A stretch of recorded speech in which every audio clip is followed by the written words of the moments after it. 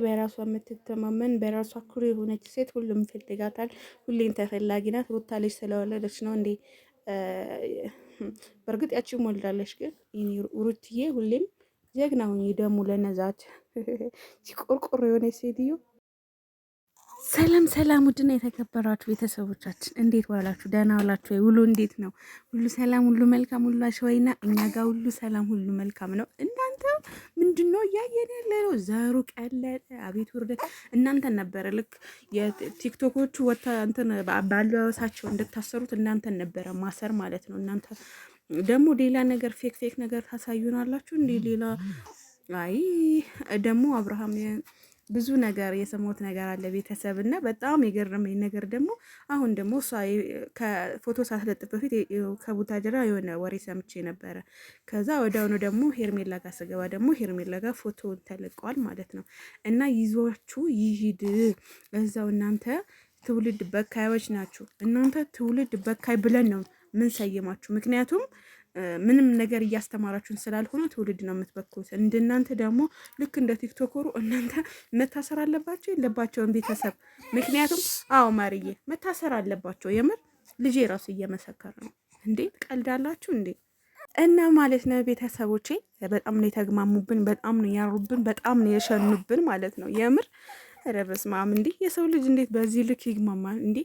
አንተ እሺ ሩታ ማለት ነው አሁን ይሄንን እያየሽ ምን አይነት ስሜት ይሰማሻል? ስሜትሽ ምንድን ነው? ማለት ማየት ማወቅ እንፈልጋለን። የልጅሽን ማለት የልጅሽ አባት እንደዚህ ከሴት ጋር እንደዚህ ሲሆን ስሜትሽ ምንድን ነው? መቼስ እነዚህ አሁን ስሜት የላቸውም። ስሜታቸው ይቋረጥና ማለት ነው ስላችሁ ሌላ ነገር እንትን በሉ አልበሉ። ልክ ብሩክ ምንድን ነው ያለው? አንድ ቤት እያደርን ምናምን አልጋ ለይተን እንዳለው ለይታችሁ ሊሆን ይችላል አይታወቅም። ግን ደግሞ ለትውልድ ግን የምታስተምሩት ልጅ ትክክል አይደለም እየሰራችሁ ያላችሁት እያላችሁ ነው የምር በጣም እና የሚገርመው ነገር ደግሞ ሩታ ጀግና ሴት ናት። በራሷ የምትተማመን በቃ ራሷ መሆን የምትችል እናት ነች። እና ቤተሰብ እንደዛ ነው እላችኋለሁ የኔ ማሮች። ግን በጣም መታሰር አለባቸው ብዬ ከማስባቸው በአንደኝነት ደረጃ ሄርሜላ ነበረ በፍርድ ቤት ደረጃ መቆም ያለባት። እና ቀጣይ ሩቲ ማለት ነው አንቺ ማድረግ ያለብሽ ነገር ሄርሜላ ነው በፍርድ ቤት መገተር ያለብሽ። ምክንያቱም በትዳር ላይ የማገጠችው እሷ ስለሆነች ማለት ነው። እሺ የኔ እናት ሩቲ ምንወድሽ እና ደግሞ ተመልካች በጣም እያስቀየማችሁ ነው። እና ጉድ ነው ጉድ ነው የምር ጉድ ነው የምታስፈሉት። እናንተንማ የጉድ ሀገር ናችሁ የምር ምድረ ሰገጤ ወላ